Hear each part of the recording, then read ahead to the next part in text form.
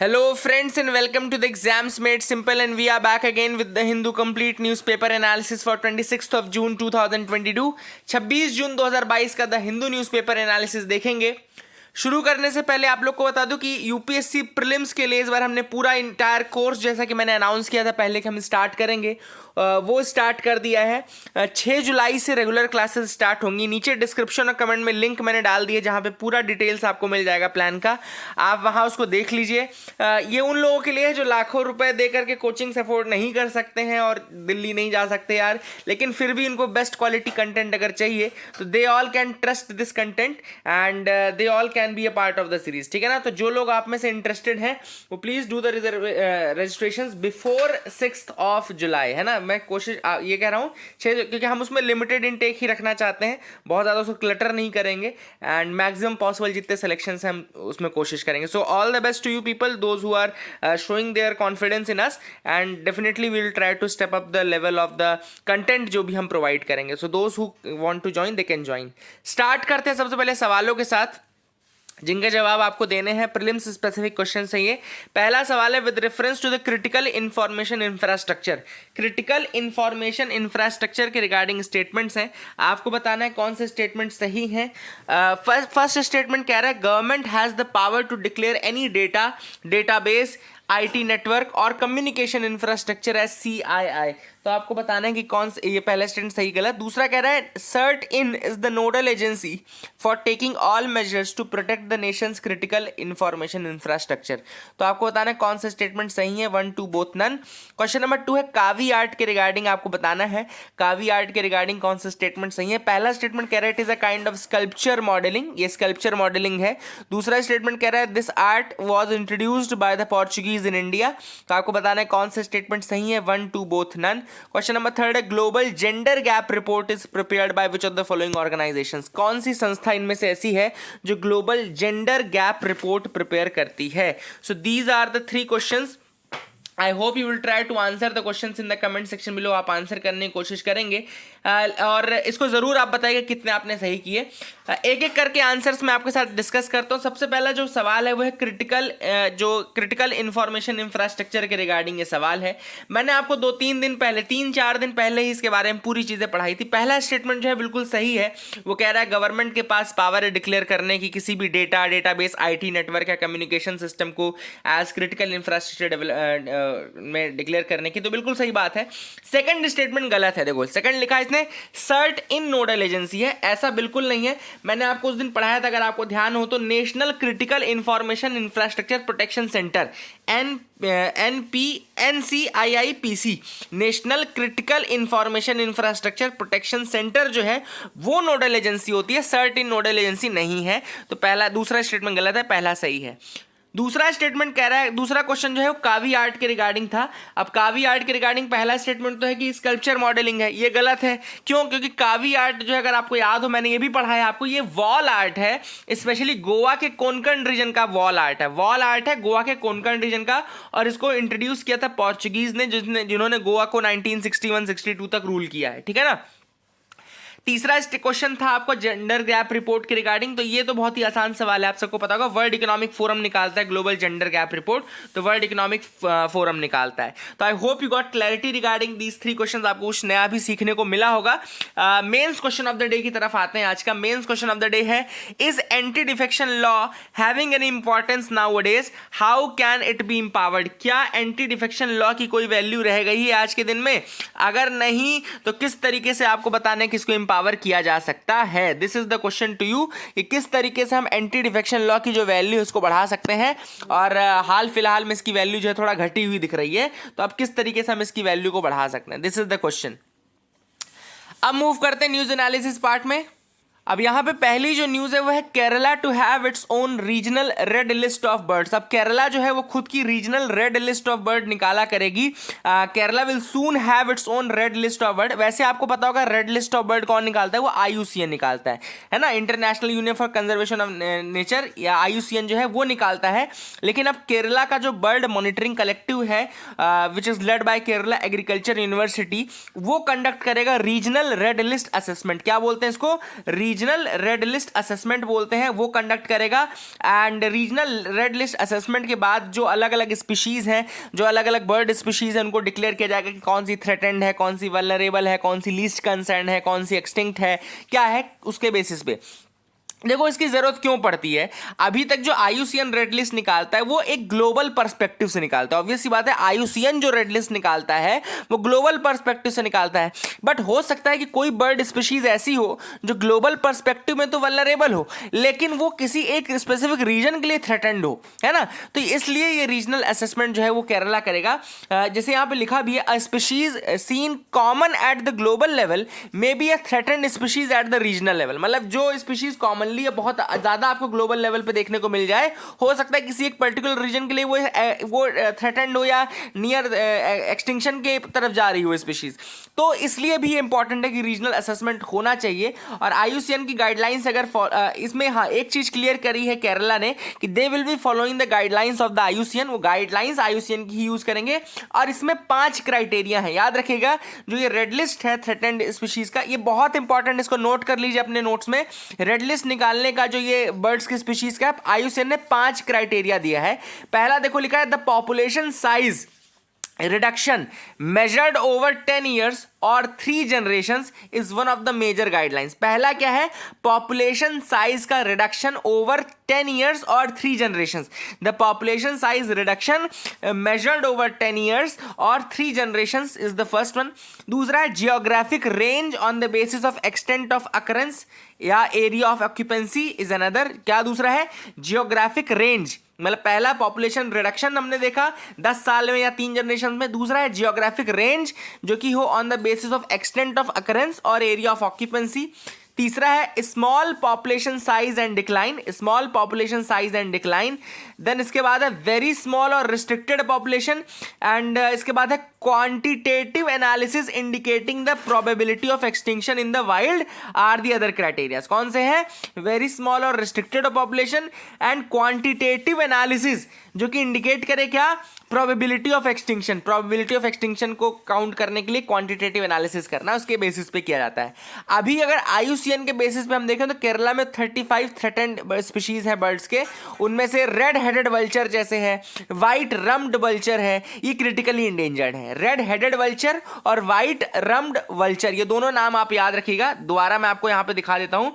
एक तो यहाँ पे है आपका देखो रेड हेडेड वल्चर और दूसरा है white rumped vulture, they are critically endangered. इसके अलावा स्टेपी ईगल, बंसुरा चिलप्पन, नीलगिरी चिलप्पन, ये इंडेंजर्ड है। और लगभग 11 स्पीशीज ऐसी हैं जो कि वल्नरेबल भी हैं, ठीक है ना। तो ये कुछ स्पीशीज हैं केरला की जो इंपॉर्टेंट है, ये नाम आपको मैंने दिखा दिए। जैसे रेड हेडेड वल्चर और white rumped vulture critically endangered है, याद रखिएगा। स्टेपी ईगल या आपसे बंसुरा चिलप्पन या नीलगिरी चिलप्पन पूछ ले। जैसे यूपीएससी क्या करेगा, यूपीएससी आपको क्वेश्चन देगा कि बंसुरा चिलप्पन या Nilgiri chilappan are the species of, और उसमें 4-5 दे देगा कि ये डियर की स्पीशीज हैं, बर्ड्स की स्पीशीज हैं, लेपर्ड्स की स्पीशीज है, कुछ भी ऐसा पूछ सकता है ना। तो वहाँ कंफ्यूज नहीं होने का, ये आपको पता होना चाहिए। अगली न्यूज देखो आप यहाँ पे, Udaipur bird village to be declared a wetland. अब उदयपुर का एक बर्ड विलेज है जिसको कि एक वेटलैंड में डिक्लेयर किया जाएगा। यहाँ पे इस बर्ड विलेज में 2 लेक्स एक्चुअली में। अब ये बर्ड विलेज का नाम क्या है, इसका नाम याद रखिएगा, मेनार नाम है। What is the name of this bird village, इसका बर्ड विलेज का नाम क्या है, मेनार, MENAR। इसको लिख लो, याद रखना। मेनार एक बर्ड विलेज है जो कि कहाँ पर आपका उदयपुर में है। और यहाँ पे 2 लेक हैं। 2 लेक कौन कौन सी है, ब्रह्मा लेक एंड धांध लेक। याद रखिएगा कौन कौन सी लेक है, एक तो आपका ब्रह्म लेक है और एक है धांध लेक है। These are the 2 lakes which are there. And यहाँ पे बहुत सारे माइग्रेटरी बर्ड्स आते हैं specially in the winter season. और उदयपुर के ये बेसिकली ये हार्टलैंड है मेवाड़ रीजन का, जिस गांव का नाम क्या है, मेनार, MENAR, मेनार नाम का विलेज है। और इसीलिए इसको बर्ड विलेज बोलते हैं। यहाँ पे 2 लेक्स हैं, कौन सी, ब्रह्म लेक और धांध लेक, जहाँ पे बहुत सारे आपके माइग्रेटरी बर्ड्स आते हैं विंटर सीजन स्पेशली में। तो ये जो लेक है, इसको अब इस जो रीजन है, ये जो 2 लेक्स हैं, इनको वेटलैंड डिक्लेयर किया जाएगा। है ना। अब वेटलैंड डिक्लेयर किया जाएगा, वेटलैंड्स के बाद ये फिर रामसर के अंदर भी आ जाएगा, बहुत जल्दी रामसर के अंदर भी आ जाएगा। और प्रेजेंटली राजस्थान में 2 वेटलैंड्स हैं जो कि रामसर साइट्स के अंतर्गत आते हैं। There are 2 wetlands presently in Rajasthan which come under the Ramsar. First आपको पता होगा कि सांभर सॉल्ट लेक है, सांभर सॉल्ट लेक है। दूसरा आपका केवलादेव, केवलादेव घाना है ना, जो कि भरतपुर में आपका केवलादेव है, केवलादेव घाना जो कि आपका भरतपुर में है। तो these are the 2 wetlands in Rajasthan at present. और ये ब्रह्मा लेक और धांध लेक जो है ये मेनार विलेज की हैं। इनको भी अगर वेटलैंड डिक्लेयर कर दिया गया तो 1971 का जो रामसर कन्वेंशन था फिर उसके अंतर्गत इसको ला दिया जाएगा। I hope you got clarity regarding that as well. अगली न्यूज है यहाँ पे, Biden signs landmark gun control measure. अब यहाँ पे पहली बार 30 सालों में पहली बार है कि अमेरिका ने गन कंट्रोल मेजर किया है। अब वो भी रिसेंटली, अभी आपको पता होगा वहाँ पे शूटिंग हुई, 15-20 बच्चों को मार दिया गया, गोली मार दी, एक बच्चे नहीं मार दी। तो गन कंट्रोल मेजर का होना बहुत ज़्यादा ज़रूरी है और अमेरिका में 30 सालों के बाद ऐसा हुआ कि गन कंट्रोल मेजर लाए गए हैं। अब इसमें गन कंट्रोल मेजर में क्या किया है, ये गन सेफ्टी लेजिस्लेशन है जिसको कांग्रेस ने 30 सालों के बाद लगभग पास किया है। पहला ऐसा मेजॉरिटी है ये। और इस लेजिस्लेशन में कुछ चीज़ें हैं जैसे कि जो लोग, जिन लोगों का पास्ट में एक्सपीरियंस रहा है वायलेंस का या इन सब का, उनके ऊपर थोड़ा ज़्यादा, उनको ज़्यादा टाइट कंट्रोल में रखा जाए। दूसरा कि ऐसे लोग जिन्होंने कभी भी डोमेस्टिक वायलेंस या डोमेस्टिक अब्यूज़ किया हो, चाहे वो अपने पार्टनर के साथ, चाहे स्पाउस के साथ, या फिर फॉर्मल गर्लफ्रेंड या ऐसे लोगों के साथ भी, तो भी उनको इंक्लूड किया गया, मतलब एक्सटेंड किया गया। पहले इसमें केवल फैमिली स्पाउस थे, लेकिन अब इसमें पार्टनर्स और जो भी डेटिंग पार्टनर्स हैं उनको भी इंक्लूड किया गया है। फिर उसके बाद जैसे पहले यह था कि जो बैकग्राउंड चेक था 18 से 21 साल का, वो बहुत ज़्यादा एक्सपैंडेड नहीं था, बट अब ये एक्सपैंडेड बैकग्राउंड चेक किया जाएगा उनका। आई थिंक ये साइकोलॉजिकल और ये टेस्ट भी कराया जाएगा ताकि पता रहे कि किस तरीके की, किस मेंटालिटी का व्यक्ति है। कहीं ऐसा ना हो कि वो गेमिंग पबजी वाला व्यक्ति हो तो पता चले सबको गोली मार दे। तो ऐसी ये सारी चीज़ें चेक करनी पड़ेंगी। अब वहाँ का जो नेशनल राइफल एसोसिएशन है उसने कहा है कि भैया बहुत गलत बिल है। क्यों? क्योंकि इससे फिर जो लॉफुल परचेज करते हैं गन का, उनके ऊपर उनके राइट्स का, अधिकारों का, तो अमेरिका की ये बेवकूफ़ी चलती रहेगी, है ना। अपन उस पर ज़्यादा ध्यान ना दें, बस जो हुआ है मेन वो हम समझ लें। यहाँ पे सैल्मोनेला टाइफी के बारे में लिखा हुआ है। टाइफाइड कॉज करने वाला ये बैक्टीरिया, याद रखिएगा, Salmonella typhi. It's a bacteria causing typhoid fever. और ये न्यूज़ ये है कि एक्सट्रीमली ये रेजिस्टेंट होता जा रहा है। तो बस आपको तो अभी याद रखेगा, सैल्मोनेला टाइफी का नाम याद रखेगा। It is a bacteria which causes the typhoid fever.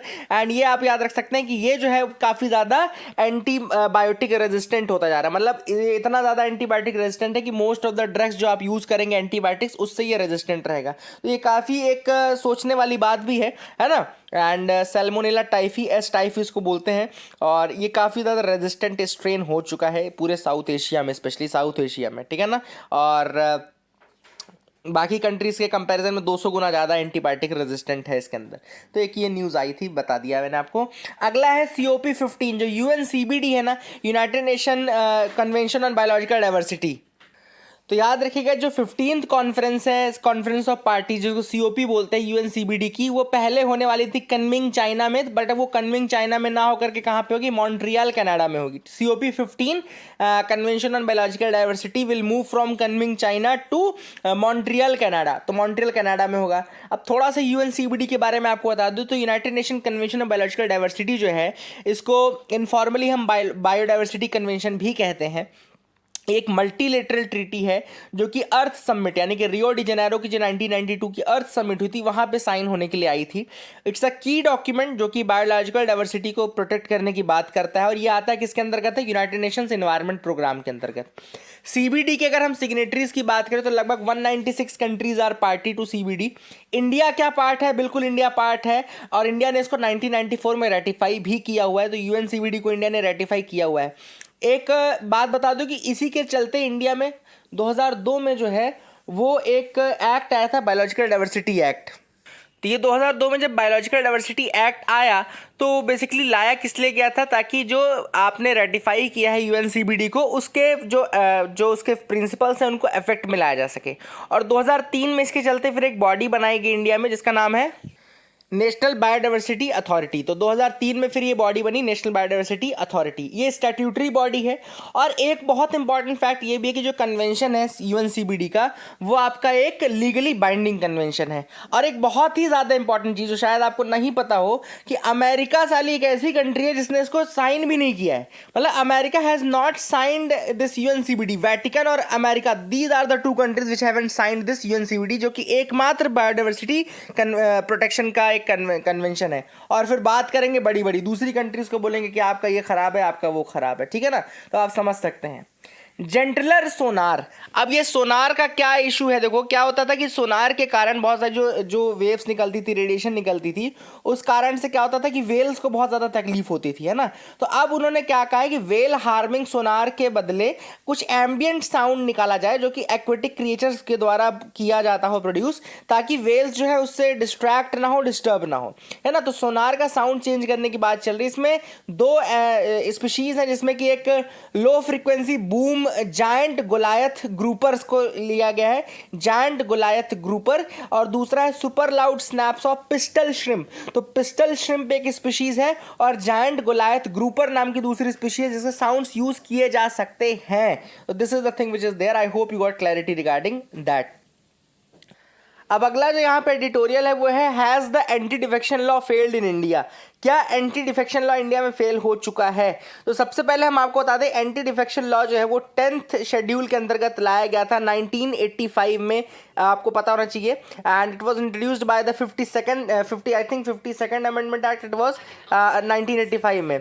अब ये जो इंपॉर्टेंट है 10th शेड्यूल, जो कॉमनली इसको एंटी डिफेक्शन लॉ ही बोला जाता है, 10th शेड्यूल को ही कॉमनली कहा जाता है। इसमें जो पावर है वो प्रिसाइडिंग ऑफिसर के पास रहती है कि वो डिस्क्वालीफाई कर सकता है किसी डिफेक्टर को। अब डिफेक्टर कौन होता है? जैसे कोई मेंबर है, अगर वॉलंटरली उसने अपनी पार्टी की मेंबरशिप छोड़ दी, या फिर एक ऐसा मेंबर है जो कि विप के डायरेक्शंस को मान नहीं रहा है, या फिर वोट कर रहा है, अब्सटेन कर रहा है, या किसी और पार्टी के फेवर में वोट कर रहा है, या फिर सपोज करो कोई अगर इंडिपेंडेंट मेंबर था, उसने अगर कोई पार्टी ज्वाइन कर ली, तो या फिर अगर कोई नॉमिनेटेड मेंबर है, अगर उसने 6 महीने के बाद कोई पार्टी ज्वाइन करी, तो कुल मिलाकर कि ये सारी कंडीशन है जिसमें डिफेक्शन लगता है। अब जो सबसे ज़्यादा मिसयूज़ हो रहा था ना, वो हो रहा था यहाँ पे एक स्प्लिट क्लॉज का। पहले एक आता था, एक क्लॉज था जिसका नाम था क्या, स्प्लिट क्लॉज। स्प्लिट क्लॉज में क्या बोलते थे? स्प्लिट क्लॉज में बोलते थे कि 1/3 मेंबर्स अगर स्प्लिट कर गए, ठीक है ना। तो पहले जो मिसयूज होता था वो क्या होता था, स्प्लिट क्लॉज से मिसयूज होता था। स्प्लिट क्लॉज कहता है कि अगर 1/3 मेंबर स्प्लिट कर गए, तो ओरिजिनली 10th शेड्यूल में स्प्लिट क्लॉज था, जिसमें उन्होंने कहते थे if 1/3 of the legislature party leaves it और if joins another party it amounts to a split and such members will not attract disqualification. तो पहले स्प्लिट क्लॉज था जिसमें 1/3 मेंबर्स की कंडीशन थी, तो उसका बहुत मिसयूज होने लगा। 1/3 मेंबर हट जाते थे और उनका डिस्क्वालिफिकेशन भी नहीं होता था। तो ये चीज जो है, जो वर्ड है ये स्प्लिट वाली चीज, ये फिर हटाई गई by the constitutional 91st amendment act of 2003। तो 91st अमेंडमेंट एक्ट 2003 से इसको हटाया गया। बाद में अब इसको क्या कर दिया गया, अब यही क्लॉज कैसे मिसयूज होता है, अब ये मर्जर क्लॉज के रूप में मिसयूज होता है। मर्जर क्लॉज में बेसिकली ये है कि 2/3 मेंबर्स अगर मर्ज करें, 2/3 मेंबर्स अगर किसी दूसरी पार्टी के साथ मर्ज करते हैं टोटल स्ट्रेंथ का, तो फिर वो भी डिस्क्वालीफाई नहीं होंगे। तो अब ये मर्जर क्लॉज मिसयूज होने लगा है, ठीक है।